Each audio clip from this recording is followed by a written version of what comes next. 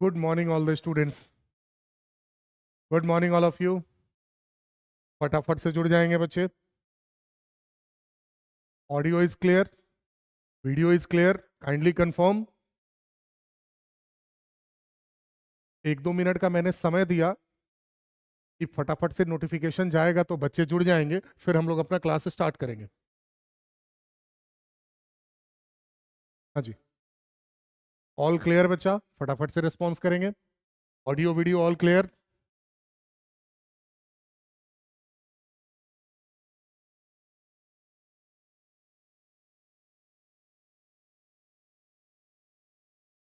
हाँ जी,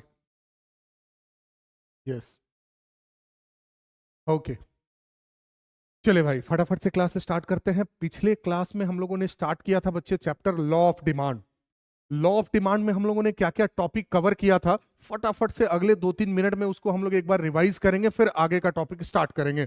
law of demand में हमने आपको बताया था बच्चे meaning of demand and factors affecting demand. कुछ कुछ इंपॉर्टेंट फैक्टर हम लोगों ने डिस्कस किया था. मीनिंग ऑफ डिमांड हमने आपको क्या बताया था भाई?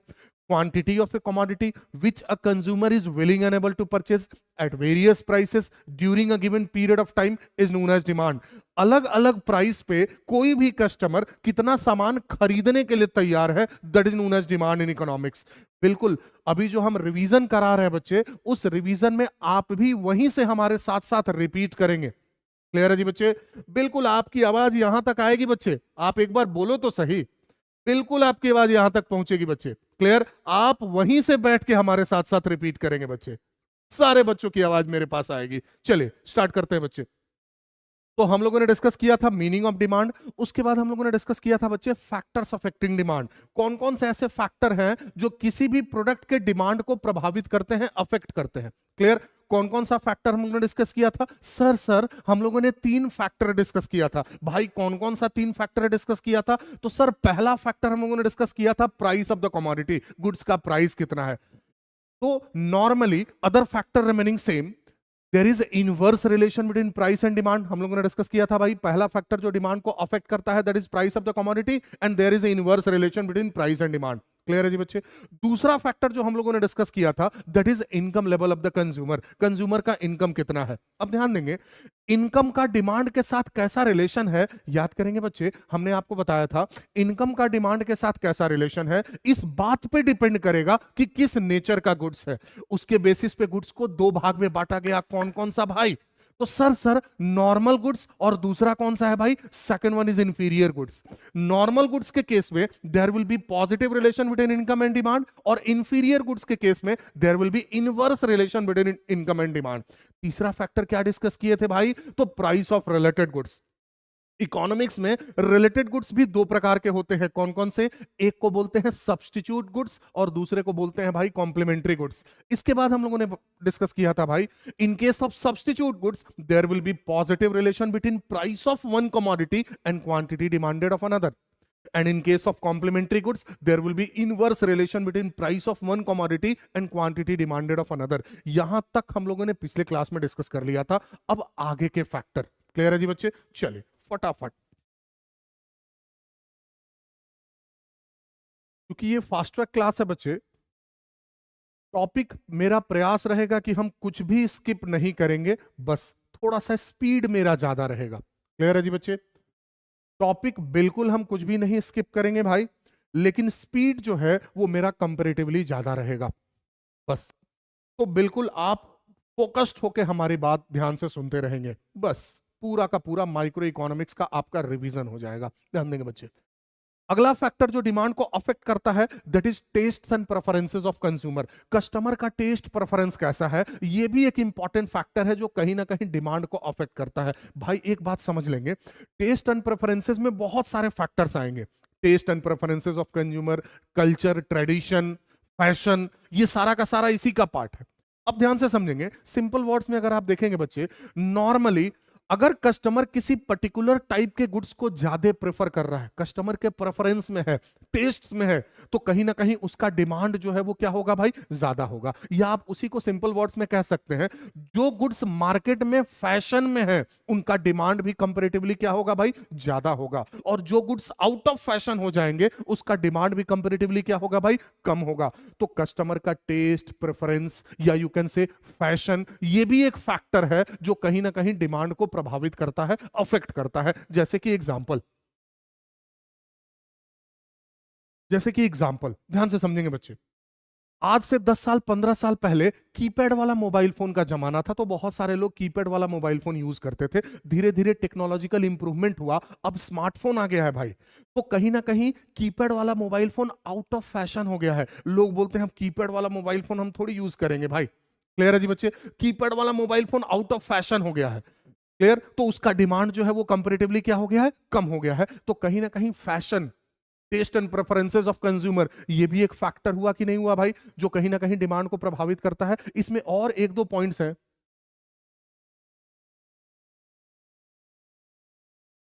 हाँ जी, इसमें और एक दो पॉइंट्स हैं बच्चे, ध्यान से समझेंगे। क्या पॉइंट्स है इससे रिलेटेड भाई? बहुत बार ऐसा होता है कि हम लोग एडवर्टीजमेंट से भी प्रभावित होते हैं, इन्फ्लुएंस्ड होते हैं।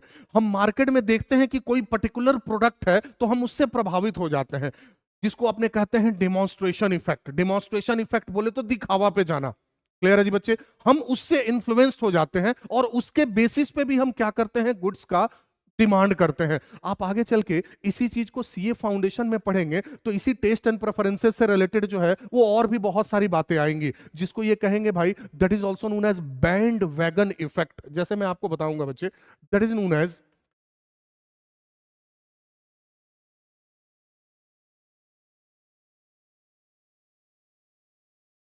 Band wagon effect. यही सेम चीज आपको सीए फाउंडेशन में थोड़ा एक्स्ट्रा पढ़ना है। बैंड वैगन इफेक्ट का मतलब क्या हुआ भाई? बैंड वैगन इफेक्ट का मतलब कि जो चीज मार्केट में सारे लोग फॉलो कर रहे हैं, बोले तो जो ट्रेंड में है, जो फैशन में है, बहुत सारे लोग उसको कॉपी करने का, इमिटेट करने का प्रयास करते हैं, उसको हम लोग बोलते हैं that is known as band wagon effect.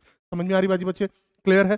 तो ये सारे के सारे टेस्ट एंड प्रेफरेंसेस के ही पार्ट है। तो this is also one of the factor which affect the demand. ये भी कहीं ना कहीं एक फैक्टर है जो किसी भी गुड्स के डिमांड को प्रभावित करता है। नेक्स्ट फैक्टर क्या कह रहे हैं भाई? नेक्स्ट फैक्टर कह रहे हैं यूटिलिटी ऑफ गुड्स। यूटिलिटी हम लोग एक अलग चैप्टर पढ़ेंगे भाई, कंज्यूमर बिहेवियर बोले तो कंज्यूमर इक्विलिब्रियम, वहां पे मैं आपको डिटेल में बताऊंगा। यूटिलिटी का मतलब क्या होता है?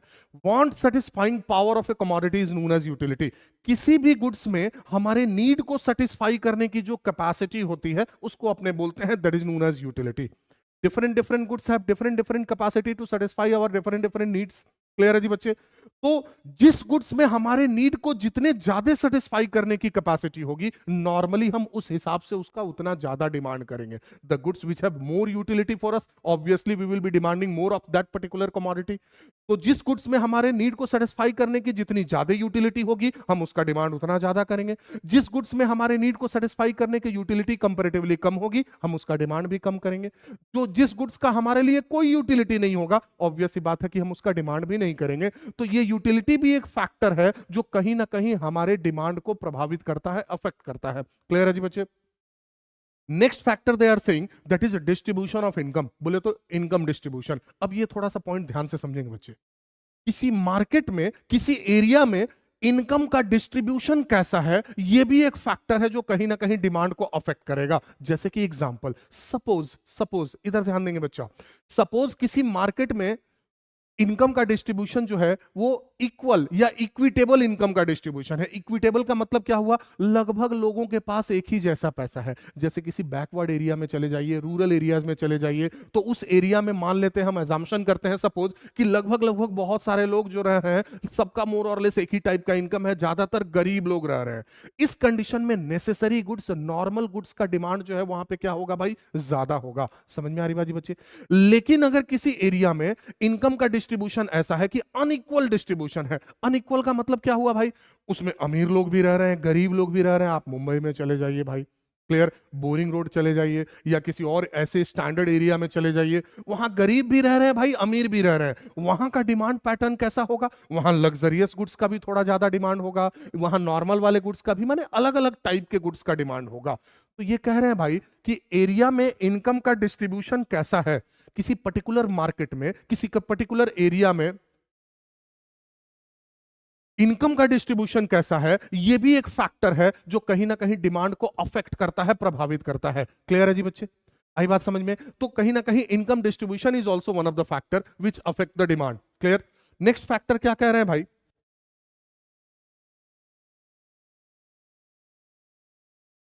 नेक्स्ट फैक्टर कह रहे हैं size and composition of population. Next factor is size and composition of population. इसमें दो फैक्टर्स हैं, ध्यान से समझेंगे बच्चे। एक फैक्टर है साइज ऑफ पॉपुलेशन और दूसरा फैक्टर है भाई composition of population. Size of population का मतलब क्या हुआ भाई? साइज ऑफ पॉपुलेशन का मतलब किसी एरिया में अगर पॉपुलेशन साइज ज्यादा है तो नॉर्मली वहां गुड्स का डिमांड भी क्या होगा भाई? गुड्स का डिमांड भी ज्यादा होगा। किसी एरिया में अगर पॉपुलेशन साइज कम है तो वहां गुड्स का डिमांड भी कंपैरेटिवली क्या होगा भाई? कम होगा। तो कहीं ना कहीं पॉपुलेशन साइज भी एक फैक्टर है जो कहीं ना कहीं डिमांड को अफेक्ट करता है। जैसे अगर आप एग्जांपल देंगे, महाराष्ट्र, बिहार, उत्तर प्रदेश, मध्य प्रदेश, राजस्थान, यहां पे पॉपुलेशन साइज कंपैरेटिवली ज्यादा है तो ओवरऑल गुड्स का डिमांड भी ज्यादा है। लेकिन अगर हम किसी ऐसे एरिया में जाते हैं जहां पॉपुलेशन साइज कंपैरेटिवली कम है, से अरुणाचल प्रदेश, मणिपुर, नागालैंड, मिजोरम, असम, यहां पे पॉपुलेशन साइज कंपैरेटिवली कम है बच्चे, तो ऑब्वियस ही बात है कि यहां डिमांड जो है वो क्या होगा भाई? कम होगा। तो कहीं ना कहीं पॉपुलेशन साइज भी एक फैक्टर है जो डिमांड को अफेक्ट करता है। अब इसी का एक और पार्ट है बच्चा, next part is composition of population. Composition of population का मतलब क्या हुआ, ध्यान से समझेंगे। कंपोजिशन ऑफ पॉपुलेशन बोले तो किस टाइप के लोग रह रहे हैं, किस नेचर के लोग रह रहे हैं, ये भी एक, वहां के लोगों का कैरेक्टरिस्टिक्स क्या है, ये भी एक फैक्टर है जो कहीं ना कहीं डिमांड को अफेक्ट करता है। जैसे कि एग्जांपल, किसी एरिया में अगर स्टूडेंट्स की संख्या ज्यादा है तो स्टूडेंट रिलेटेड प्रोडक्ट्स का डिमांड ज्यादा होगा, मेस, बुक्स, कोचिंग एटसेट्रा। किसी एरिया में अगर बुजुर्ग लोग ज्यादा रह रहे हैं तो वॉकिंग स्टिक, मेडिसिन, इस तरह के चीजों का डिमांड ज्यादा होगा। क्लियर है जी बच्चे? किसी एरिया में अगर हिंदूज की संख्या ज्यादा है तो उनसे रिलेटेड प्रोडक्ट का डिमांड ज्यादा होगा, मुस्लिम्स की संख्या ज्यादा है तो उनसे रिलेटेड प्रोडक्ट का डिमांड ज्यादा होगा, सिख की संख्या ज्यादा है, पंजाबी लोगों की संख्या ज्यादा है तो उनसे रिलेटेड प्रोडक्ट का डिमांड ज्यादा होगा। तो किस नेचर के लोग रह रहे हैं ये भी एक फैक्टर है। पॉपुलेशन का कैरेक्टरिस्टिक्स कैसा है, कंपोजिशन कैसा है, ये भी एक फैक्टर है जो डिफरेंट डिफरेंट टाइप के गुड्स के डिमांड को अफेक्ट करता है। क्लियर? तो these where the important factors which affect the demand of a commodity. ये सारे के सारे इंपॉर्टेंट फैक्टर्स थे जो किसी भी गुड्स के डिमांड को प्रभावित करते हैं। फटाफट से वापस से हम लोग रिकॉल करेंगे कौन कौन सा फैक्टर हम लोगों ने डिस्कस किया भाई। Sir price of the commodity, income level of the consumer, price of related goods, taste and preferences of consumer, utility of goods, size and composition of population, distribution of income. ये सारे factor हैं, important factor जो कहीं ना कहीं demand को affect करते हैं, प्रभावित करते हैं। क्लियर है जी बच्चे? चलिए फटाफट से नेक्स्ट टॉपिक की तरफ मूव करते हैं बच्चे।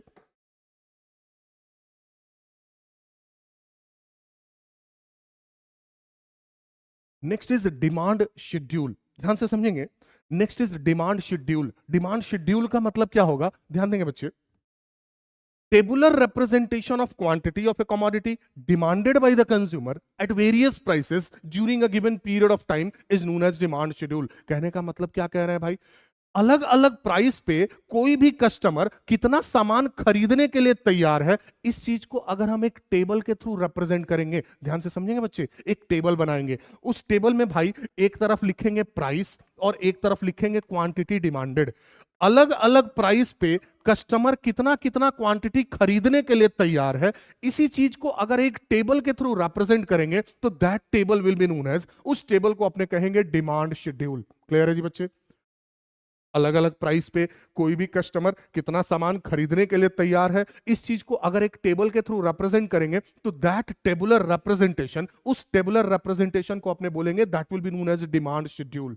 अब ये कह रहे हैं कि ये भाई जो डिमांड शेड्यूल है that is broadly of two types. कितने प्रकार का बोले भाई? तो डिमांड शेड्यूल ब्रॉडली दो टाइप का होगा। कौन कौन सा?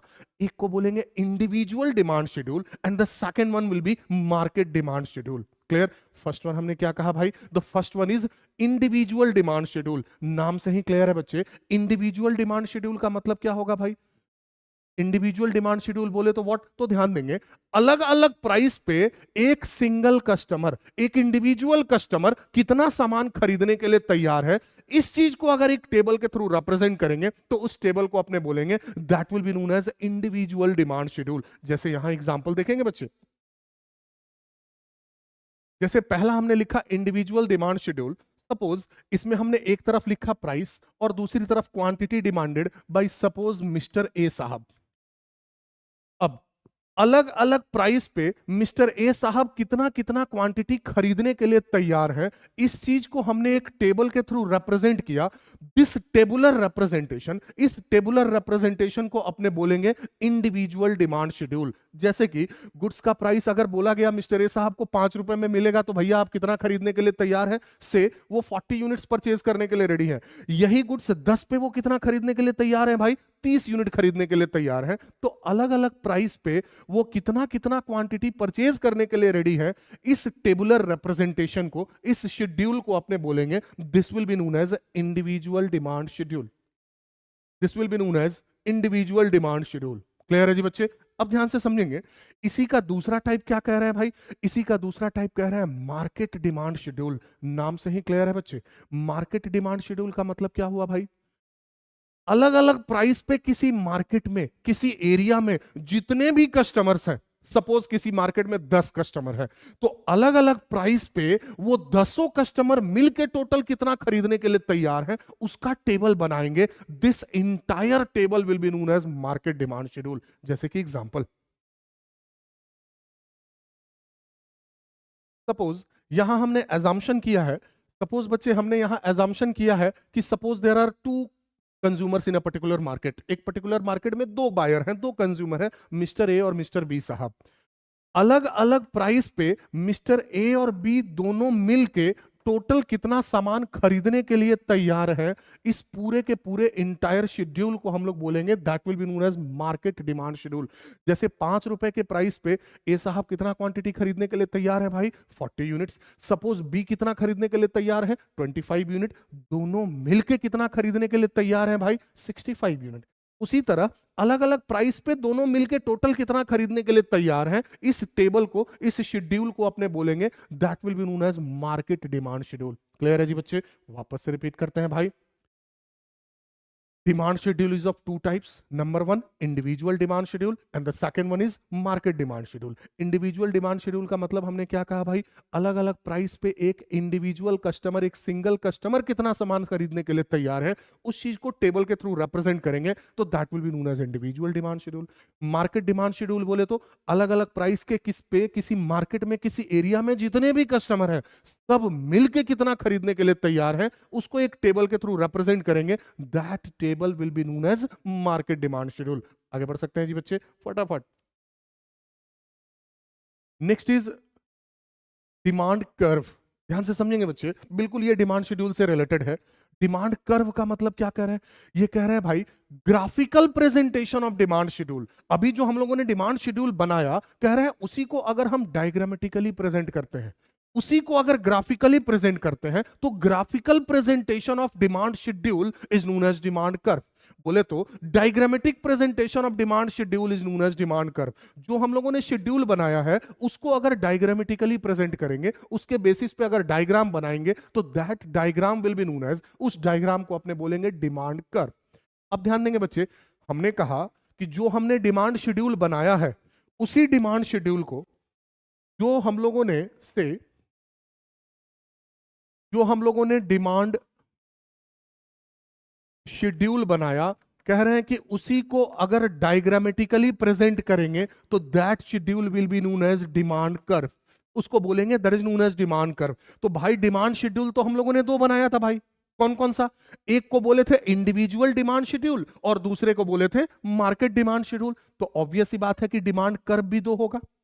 क्लियर?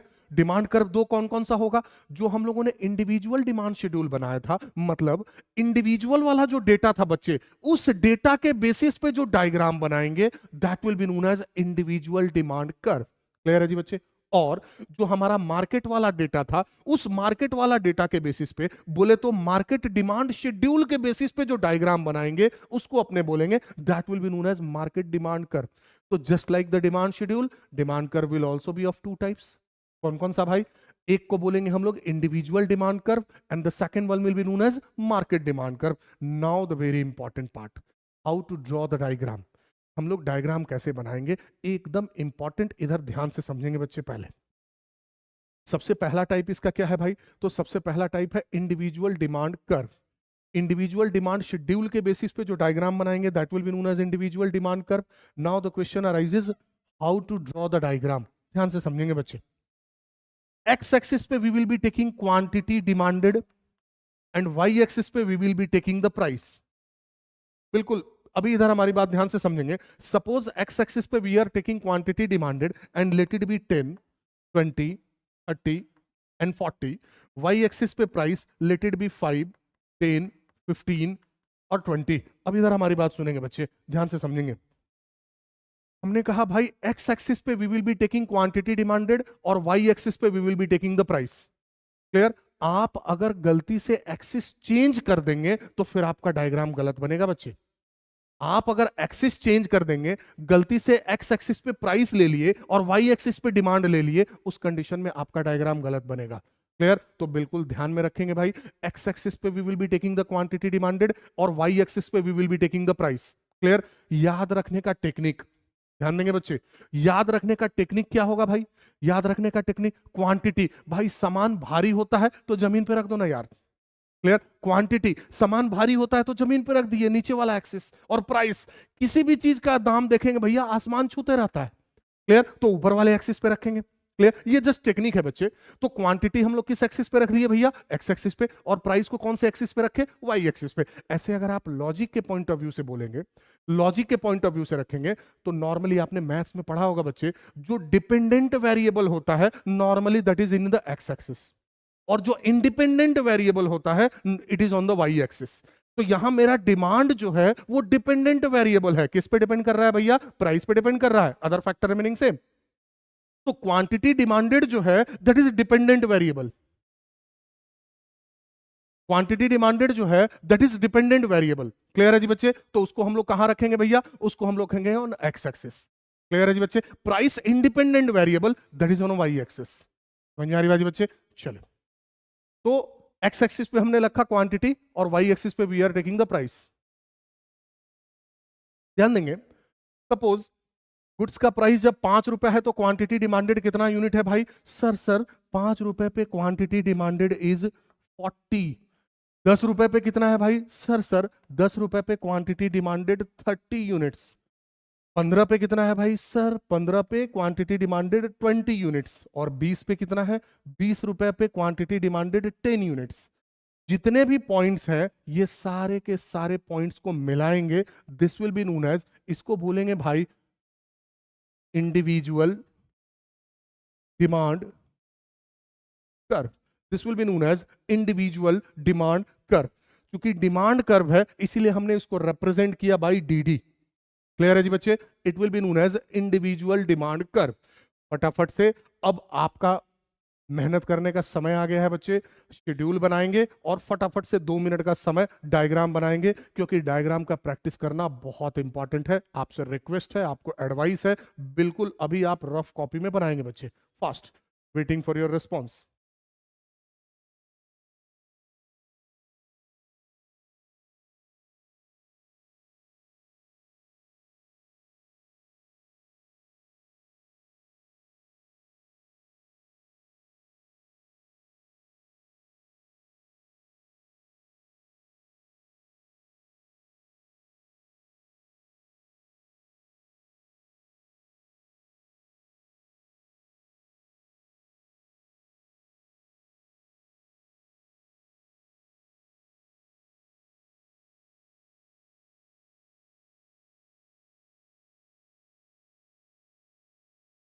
हो गया भाई?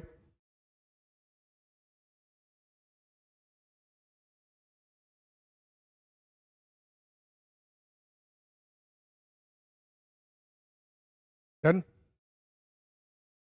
एक बच्चा पूछ रहा है भाई स्टैट्स स्टैट्स पढ़ाएंगे बच्चे। माइक्रो इकोनॉमिक्स के 4-5 इंपॉर्टेंट चैप्टर कवर करने के बाद हमने शुरुआत में इंट्रोडक्शन क्लास में कहा था बच्चे, इंट्रोडक्शन क्लास में हमने आपको बताया था बच्चे, माइक्रो इकोनॉमिक्स के कुछ चैप्टर्स कंप्लीट करने के बाद हम लोग स्टैट्स की तरफ स्विच ओवर करेंगे। और स्टैट्स में भी जो इंपॉर्टेंट न्यूमेरिकल वाले चैप्टर्स हैं वही वाले चैप्टर हम लोग करेंगे, जैसे कि मीन, मीडियन, मोड, जिसमें कि क्वार्टाइल, डेसाइल, परसेंटाइल वगैरह हम लोग कवर करेंगे। उसके बाद से इंडेक्स नंबर एंड कोरिलेशन। पहले तो स्टैट्स में ये 4-5 टॉपिक हम लोग कवर करेंगे, क्योंकि आपके फाइनल एग्जामिनेशन के लिए ये न्यूमेरिकल वाले टॉपिक्स जो है वो ज्यादा रेलेवेंट है। उसके बाद डिपेंडिंग अपॉन योर डिमांड हम लोग जो थ्योरी वाले टॉपिक्स हैं वो डिस्कस करेंगे। और एक बात बता दें, ये जो चैप्टर हमने कहा mean, median, mode, correlation, index number, ये चैप्टर के खाली क्वेश्चंस डिस्कस नहीं करेंगे, इन चैप्टर के थ्योरी को भी डिस्कस करेंगे बच्चे। क्लियर है जी? इसके थ्योरी के बाद इससे रिलेटेड क्वेश्चंस डिस्कस करेंगे, तो लगभग आपका फाइनल का कवरेज हो जाएगा। क्लियर है बच्चा? हाँ जी, हाँ जी। आप लोगों से रिक्वेस्ट है बच्चे, अंशु साहब, क्लास कोशिश करेंगे जो क्लास का टाइमिंग है उसी समय ज्वाइन करेंगे, अदरवाइज आपको एक तो अच्छे से समझ में नहीं आएगा, और अगर आपका जो क्लास का टाइमिंग है उस टाइमिंग पे डेली बेसिस पे आप ज्वाइन करेंगे तो सबसे इंपॉर्टेंट चीज क्या होगी? डिसिप्लिन। क्लियर है जी बच्चे? कभी 11 बजे, कभी 11:30 बजे, कभी 11:15 बजे ऐसे ज्वाइन करेंगे तो ये अच्छी बात नहीं है। आप सारे बच्चों से रिक्वेस्ट है कि आप क्लास बिल्कुल टाइम पे ज्वाइन करेंगे। और एक और स्पेशल रिक्वेस्ट है कि टॉपिक से रिलेटेड, क्लास से रिलेटेड जो बातें हैं वहीं क्लास में डिस्कस करेंगे बच्चे, प्लीज। अभी आप कुछ भी अगर मैसेज करेंगे तो सारे लोग उसको देख रहे हैं, आई डोंट थिंक कि ये कहीं ना कहीं एथिकली सही है कुछ भी ऐसे लिखना। तो आप लोगों से मेरा काइंड रिक्वेस्ट है कि बिल्कुल टॉपिक से रिलेटेड बातों पे ही ध्यान देंगे तो वो ज्यादा बेटर होगा। ठीक है जी बच्चे, चलिए।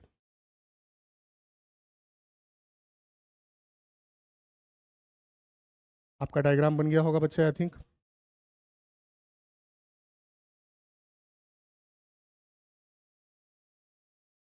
चलिए, तो पहला हम लोगों ने डिस्कस किया भाई, that was known as individual demand curve.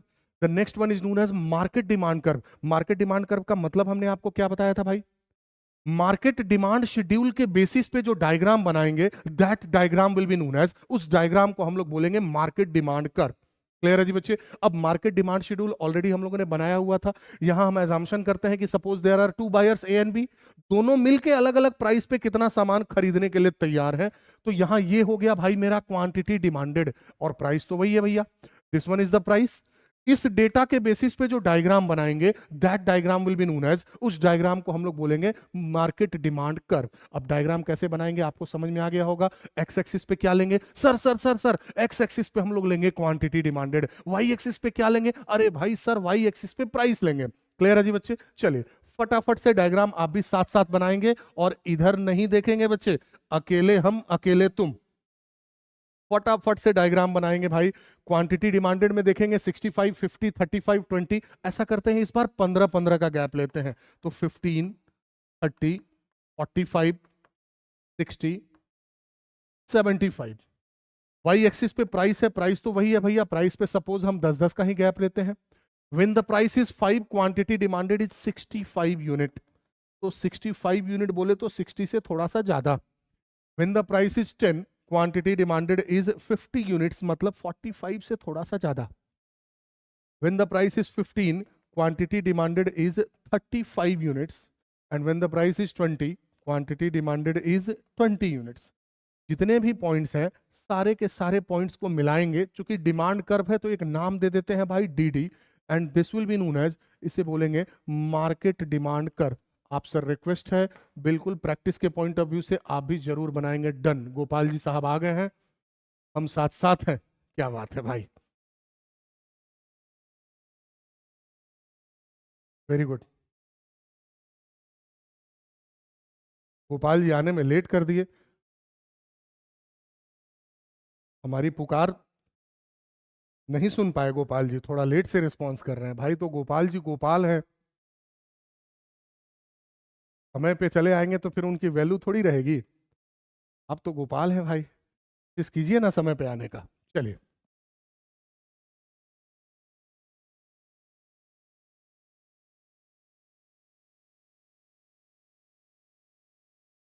हाँ जी,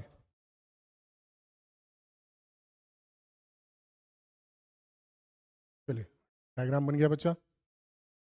स्टार्टिंग से थे गोपाल जी, अच्छा अच्छा अच्छा अच्छा। दूसरे भक्तों की प्रॉब्लम सॉल्व कर रहे थे। चलिए चलिए भाई। Very good. चलिए आगे बढ़ सकते हैं बच्चा।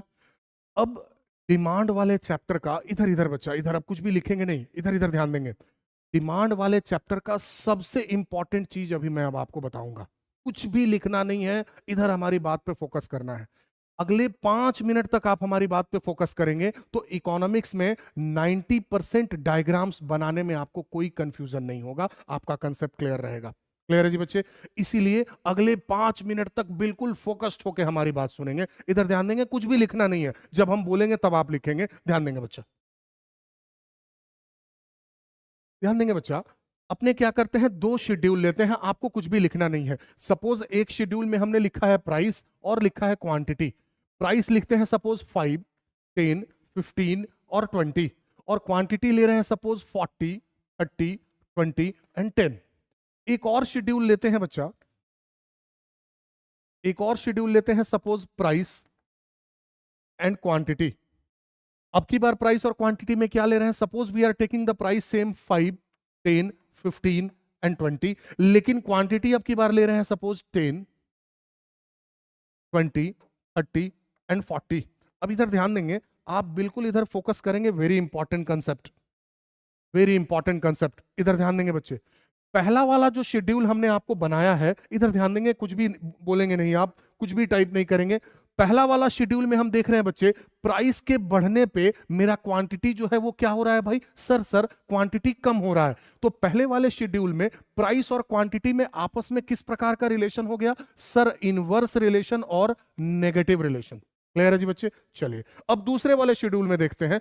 सेकंड वाले शेड्यूल में प्राइस के बढ़ने पे क्वांटिटी जो है वो क्या हो रहा है, सर क्वांटिटी भी बढ़ रहा है। अच्छा भाई, तो प्राइस और क्वांटिटी में सेकंड वाले शेड्यूल में,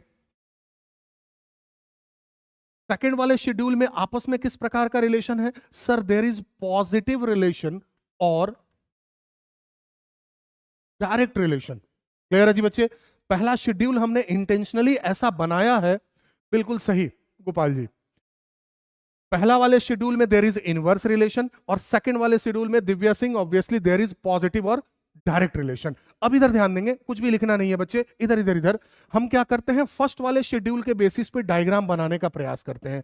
वैसे ही भाई एक्स एक्सिस पे suppose we are taking quantity, और वाई एक्सिस पे suppose we are taking the price. Price 5, 10, 15 and 20। आपको नहीं बनाना है बच्चे, क्वांटिटी सपोज 10, 20, 30 एंड 40। हम देख रहे हैं कि प्राइस 5 तो quantity 40, price 10 quantity 30, price 15 quantity 20 and last one price 20 quantity 10। जितने भी पॉइंट्स है, ये सारे के सारे पॉइंट को सपोज मिलाते हैं भाई,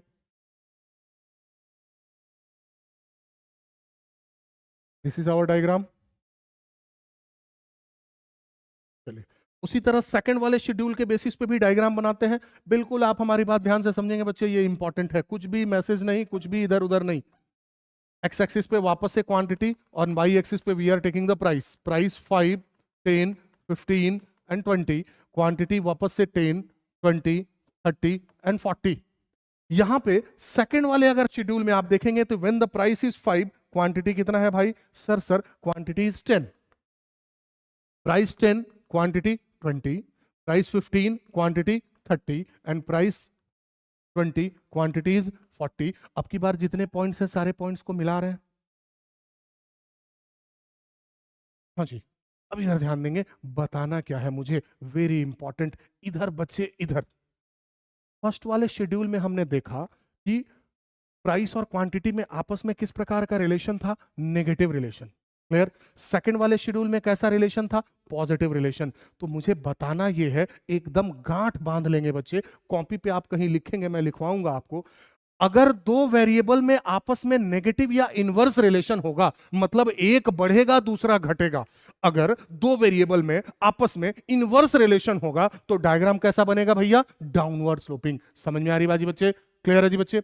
अगर दो वेरिएबल में आपस में इनवर्स रिलेशन होगा तो डायग्राम कैसा बनेगा? Downward sloping. और अगर दो वेरिएबल में आपस में पॉजिटिव रिलेशन होगा तो डायग्राम कैसा बनेगा भैया?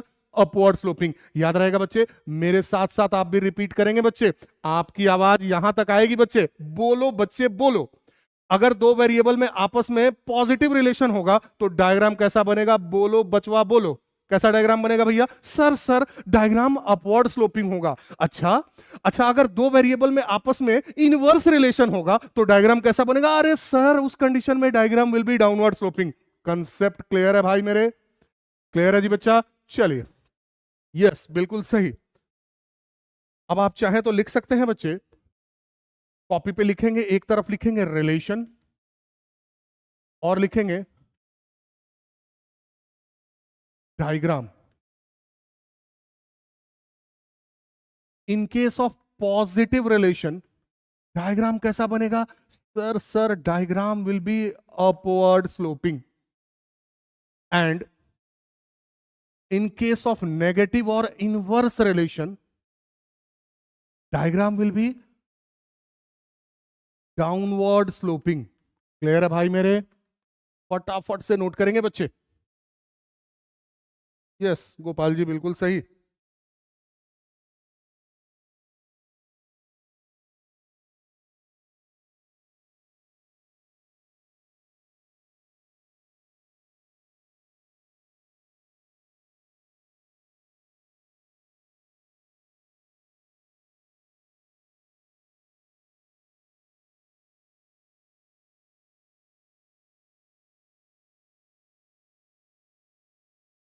नोट करेंगे फटाफट से बच्चा।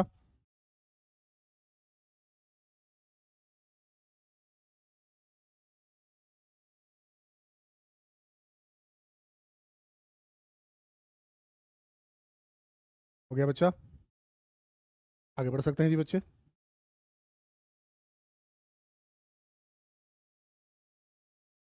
डन?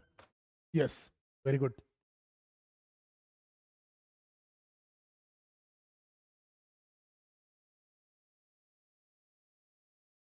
चलिए भाई,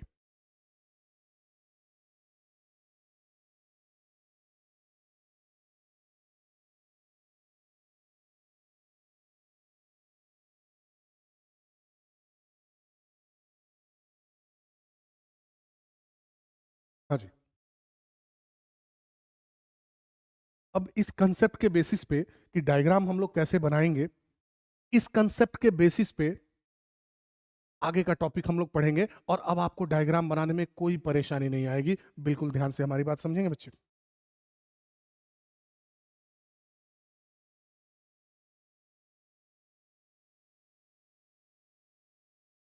next is types of demand.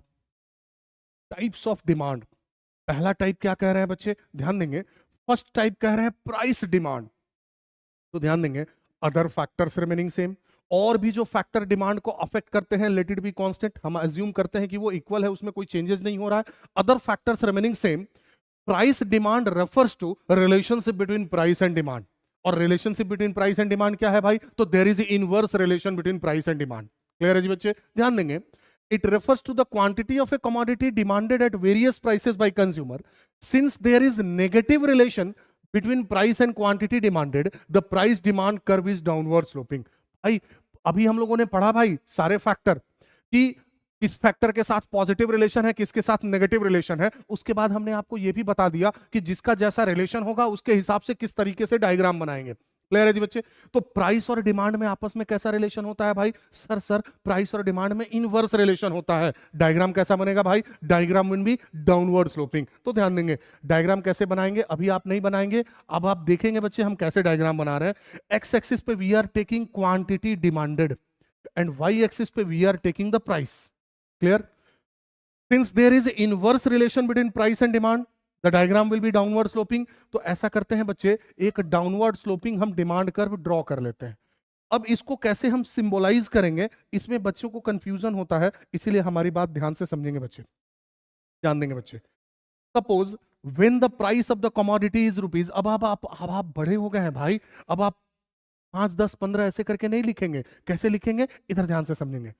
When the price is P rupees, quantity demanded is Q unit. P रुपए के प्राइस पे क्वांटिटी डिमांडेड कितना है भाई? क्वांटिटी डिमांडेड Q यूनिट है। क्लियर है जी बच्चे?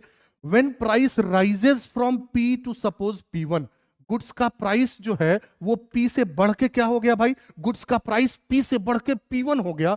तो आप बताइए, प्राइस बढ़ेगा तो क्वांटिटी डिमांडेड क्या होगा भाई? सर क्वांटिटी डिमांडेड कम होगा। तो प्राइस के बढ़ने के कारण से क्वांटिटी डिमांडेड Q से घट के Q0 हो गया। चूंकि डिमांड घट रहा है इसीलिए हमने Q0 से रिप्रेजेंट किया है। समझ में आ रही बाजी बच्चे? क्लियर है जी बच्चे?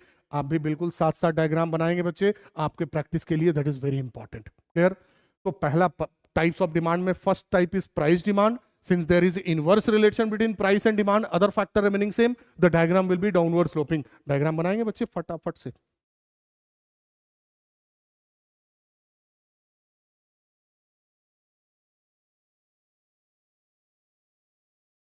डन?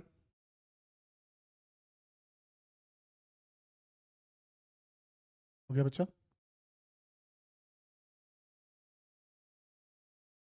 हाँ जी, डन, वेरी गुड, ओके।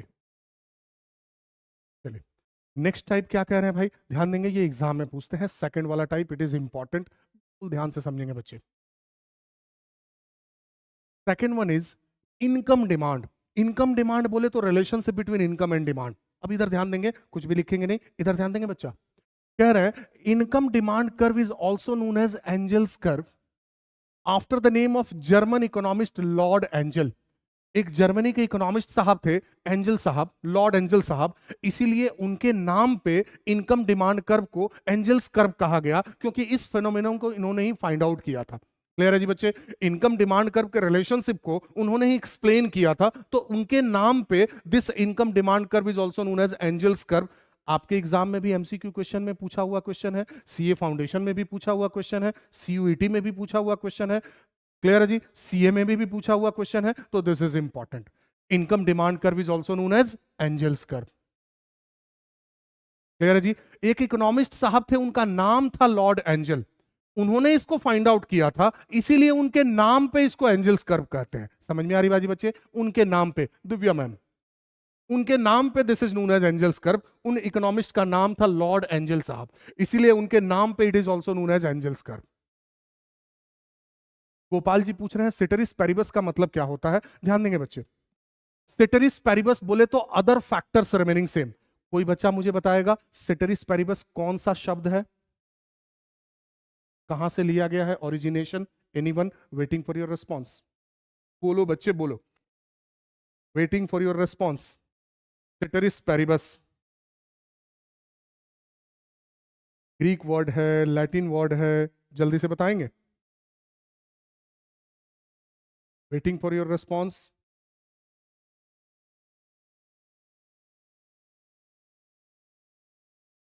कोई बच्चा?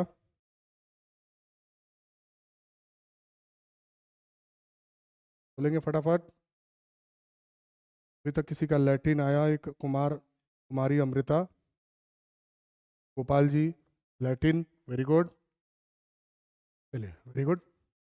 हाँ जी, लैटिन वर्ड है सेटेरिस पैरिबस, जिसका मतलब होता है अदर फैक्टर्स रिमेनिंग सेम। हम एक फैक्टर, अब इधर ध्यान देंगे बच्चे, कोई एक पर्टिकुलर फैक्टर अगर हम डिस्कस करते हैं तो हम एज्यूम करते हैं कि बाकी सारे फैक्टर जो डिमांड को अफेक्ट कर रहे हैं वो कांस्टेंट है। आप बोलेंगे कि सर ऐसा क्यों, ऐसा क्यों, कांस्टेंट क्यों एजम्पशन करते हैं? जैसे ध्यान देंगे, हमने आपको पहला फैक्टर बताया था भाई, that is price of the commodity. Price जो डिमांड को अफेक्ट करता है, तो हमने क्या बताया था भाई कि प्राइस और डिमांड में इनवर्स रिलेशन है। मतलब नॉर्मली अगर गुड्स का प्राइस बढ़ेगा तो उसका मार्केट में डिमांड जो है वो क्या होगा, कम होगा। बोले तो there is inverse relation between price and demand. Clear? ये तभी काम करेगा जब हम एजम्पशन करते हैं कि और जो फैक्टर डिमांड को अफेक्ट करते हैं, example income level of the consumer, taste and preferences of consumer, utility of goods, price of related goods, बाकी सारे फैक्टर को हम एज्यूम करते हैं कि वो कांस्टेंट है, उनका कोई रोल नहीं है, पहले जैसे थे अभी भी वैसा ही है। आप कहेंगे कि सर ऐसा क्यों करते हैं? अब ध्यान देंगे बच्चे, मान लीजिए कि गुड्स का प्राइस बढ़ा, तो लॉ ऑफ डिमांड तो कहता है कि प्राइस बढ़ेगा तो डिमांड घटेगा। क्लियर है जी बच्चे? लेकिन गुड्स का प्राइस बढ़ा, उसके बावजूद क्या हुआ कि कस्टमर का इनकम भी बढ़ गया, या सपोज उसके टेस्ट एंड प्रेफरेंसेस में चेंजेस हो गया, तो प्राइस अगर बढ़ा और उसके टेस्ट एंड प्रेफरेंसेस में फेवरेबल चेंज हो गया तो हो सकता है कि बढ़े हुए दाम पे भी वो खरीद ले। सबसे बढ़िया एग्जांपल हम आपको दे सकते हैं, छठ के टाइम में कद्दू का डिमांड, प्राइस बढ़ता है कि नहीं बढ़ता है भाई, लेकिन वहां पे क्या काम करता है, taste and preferences of consumer, culture and tradition. भाई आज तो हमको चाहिए, छठ के प्रसाद में यही चाहिए, आज तो खरीदना ही पड़ेगा, 10 का मिले या 100 का मिले। तो वहां पे ये अदर फैक्टर जो है वो ज्यादा प्रिवलेंट है।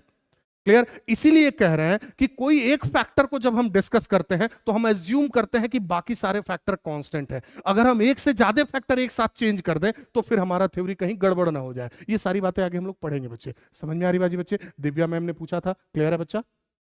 तो इसीलिए हम लोग सेटरिस paribus other fact, Gopal ji ने पूछा था, यस यस, हाँ जी। तो अदर फैक्टर्स रिमेनिंग सेम हम एज्यूम करते हैं। क्लियर है बच्चे? आगे बढ़ते हैं। तो अपने डिस्कस कर रहे थे बच्चे इनकम डिमांड। तो हमने कहा कि एक इकोनॉमिस्ट साहब थे, लॉर्ड एंजल साहब, उनके नाम पे इनकम डिमांड जो है वो कर्व का नाम एंजल्स कर्व रखा गया। अब ये इनकम डिमांड क्या है भाई, तो ध्यान देंगे। Income demand depends upon nature of commodity. याद करेंगे बच्चे, पिछले क्लास में हमने आपको बताया था इनकम का डिमांड के साथ कैसा रिलेशन है, ये इस बात पे डिपेंड करेगा कि किस नेचर का गुड्स है। उसके बेसिस पे गुड्स को उन्होंने ब्रॉडली दो हेड में, दो टाइप में बांट दिया। कौन कौन सा? एक को उन्होंने कहा नॉर्मल गुड्स और दूसरे को कहा इंफीरियर गुड्स। ये सारी बातें हम लोग ऑलरेडी डिस्कस कर चुके हैं बच्चे। In case of normal goods, आप बताएंगे नॉर्मल गुड्स के केस में इनकम और डिमांड में आपस में किस प्रकार का रिलेशन है? सर नॉर्मल गुड्स के केस में इनकम एंड डिमांड में आपस में पॉजिटिव रिलेशन होगा। अब ध्यान देंगे बच्चे, नॉर्मल गुड्स के केस में इनकम और डिमांड में पॉजिटिव रिलेशन होगा। हमने आपको थोड़ी देर पहले बताया अगर दो वेरिएबल में आपस में पॉजिटिव रिलेशन होगा तो उसका डायग्राम कैसा बनेगा भाई? Sir diagram will be upward sloping. तो बस हो गया भाई, in case of normal goods income demand curve will be upward sloping. Gopal ji पूछ रहे हैं कि इसको बिल्कुल यूज करना इंपॉर्टेंट है बच्चे। आपको लिखना पड़ेगा ना कि हम जो थ्योरी दे रहे हैं उसमें हम एजम्पशन कर रहे हैं कि बाकी फैक्टर कांस्टेंट है, फिर नहीं तो मार्क्स कट जाएगा। ठीक है, चलिए। एक्स एक्सिस पे suppose we are taking quantity demanded, और अब की बार वाई एक्सिस पे क्या ले रहे हैं भाई? तो वाई एक्सिस पे we are taking income. Clear? Normal goods के केस में हमने आपको कहा कि इनकम और डिमांड में पॉजिटिव रिलेशन होता है, that's why the demand curve will be upward sloping. अब ध्यान देंगे बच्चे, आप कुछ भी लिखेंगे नहीं, इधर ध्यान से समझेंगे। हमने आपको कहा था इकोनॉमिक्स में इनकम को कैसे डिनोट करते हैं भाई? तो इकोनॉमिक्स में इनकम को वाई से डिनोट करते हैं। क्लियर है जी बच्चे? अब इधर हम एजम्पशन करते हैं when income is Y, quantity demanded is Q units. अब नॉर्मल गुड्स के केस में अगर मेरा इनकम हम एज्यूम करते हैं वाई से बढ़ के वाई वन हो गया तो ऑब्वियसली हम नॉर्मल गुड्स का डिमांड भी क्या करेंगे भाई? ज्यादा करेंगे। तो डिमांड भी हम एज्यूम करते हैं कि क्यू से बढ़ के क्यू वन हो गया, showing positive relation. That's why the income demand curve for normal goods will be upward sloping. आप भी बिल्कुल साथ साथ डायग्राम बनाएंगे बच्चे, फटाफट। यस,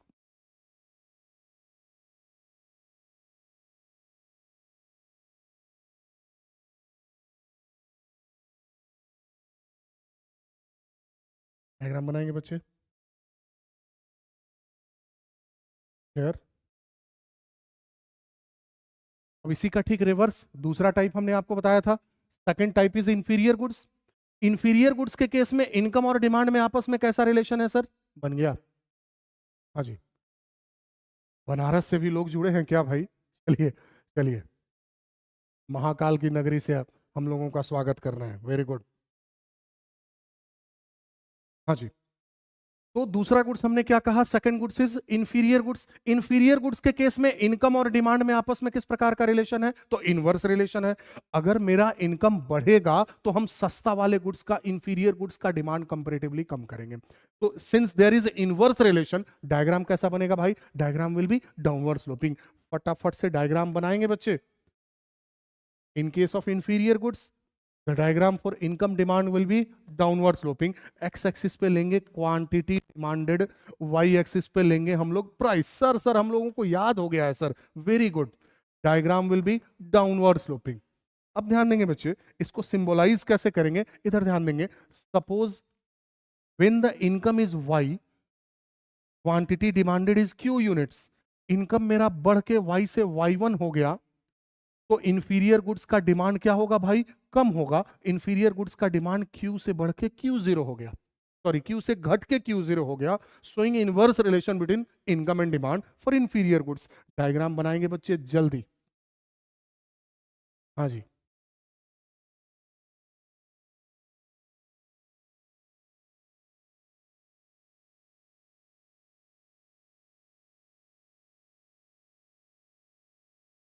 क्या बच्चा, डन। हाँ जी दिव्या मैम, स्मॉल वाई ही लिखे हैं बच्चे। नेशनल इनकम जब आप क्लास 12 में आप जाएंगे वहां कैपिटल वाई लिखेंगे। Very good.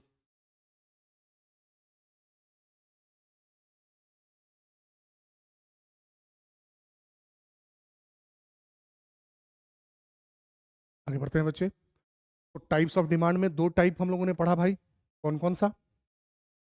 Number one price demand, second one income demand, third one is cross demand. Exam में कभी कभी डेफिनेशन भी पूछते हैं, इधर ध्यान से समझेंगे भाई। Third one is cross demand. Cross demand का मतलब क्या हुआ भाई? तो सबसे पहले कह दें, क्रॉस डिमांड रिलेटेड गुड्स से रिलेटेड है। याद करेंगे, हमने आपको कहा था रिलेटेड गुड्स दो टाइप के होते हैं, कौन कौन से? एक को बोलते हैं सब्स्टिट्यूट गुड और दूसरा क्या होता है भाई? Complementary goods. अब क्रॉस डिमांड का मतलब क्या हुआ, इधर ध्यान देंगे बच्चे। Other factors remaining same. Cross demand refers to change in quantity demanded of a related commodity, say goods X, due to change in price of another related commodity, goods Y.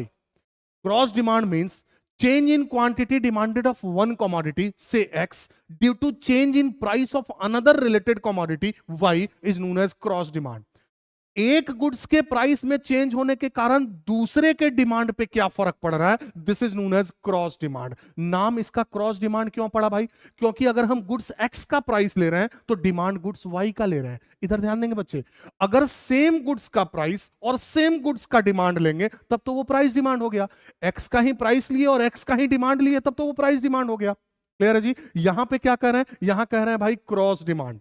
Goods x के price में अगर change हो रहा है ना, उसके कारण goods Y के डिमांड पे क्या फर्क पड़ रहा है। तो चूंकि एक का प्राइस और दूसरे का डिमांड ले रहे हैं, that's why the name is cross demand. Clear? Cross demand किससे रिलेटेड है भाई? तो क्रॉस डिमांड रिलेटेड गुड्स से रिलेटेड है। क्लियर है जी बच्चे?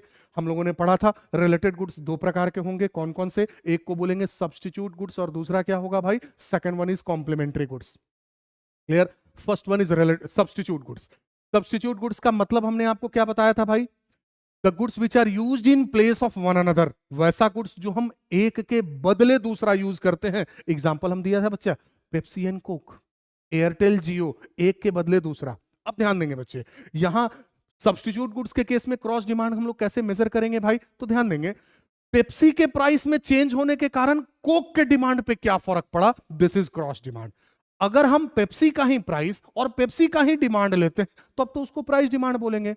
क्लियर है जी बच्चे? यहां पेप्सी के प्राइस में अगर चेंज हो रहा है, बढ़ रहा है या घट रहा है, उसके कारण कोक के डिमांड पे क्या फर्क पड़ रहा है, this is cross demand. Clear? तो हम लोगों ने पढ़ा था भाई, सब्स्टिट्यूट गुड्स के केस में एग्जांपल पेप्सी एंड कोक, अगर एक का प्राइस बढ़ेगा तो दूसरे का डिमांड भी बढ़ेगा। Means in case of substitute goods there is positive relation, और पॉजिटिव रिलेशन होगा तो डायग्राम कैसा बनेगा? Sir diagram will be upward sloping. बिल्कुल सही बच्चा। अब आप खुद से डायग्राम बना लेंगे बच्चे, सिर्फ आपको इस चीज का कंसेप्ट क्लियर होना चाहिए कि रिलेशन क्या है। अब यहां देखेंगे, एक्स एक्सिस पे suppose we are taking quantity demanded of Coke, और वाई एक्सिस पे we are taking suppose price of Pepsi. Since there is positive relation, diagram will be upward sloping the demand curve. Symbolically कैसे present कर सकते हैं? Suppose Pepsi का price P है तो Coke का क्वांटिटी हम एज्यूम करते हैं भाई Q है। पेप्सी का प्राइस P से बढ़ के P1 हो गया तो कोक का क्वांटिटी डिमांडेड भी Q से बढ़ के क्या हो गया भाई? Q1 हो गया, शोइंग पॉजिटिव रिलेशन। डायग्राम का कंसेप्ट आपका क्लियर होगा भाई? Yes, I think the concept is clear.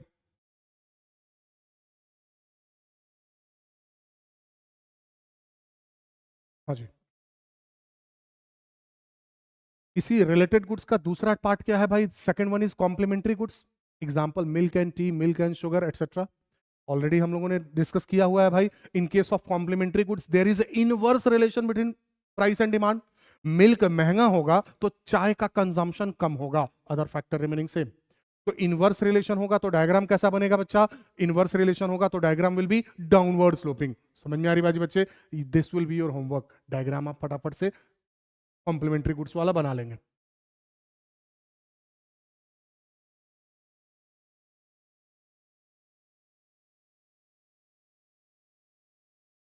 Diagram will be downward sloping in case of substitute goods. Clear है जी बच्चे? अगले क्लास में मिलेंगे, आगे का टॉपिक अगले क्लास में मिलेंगे बच्चे, आगे का topic. Thank you very much. Bye bye all the students.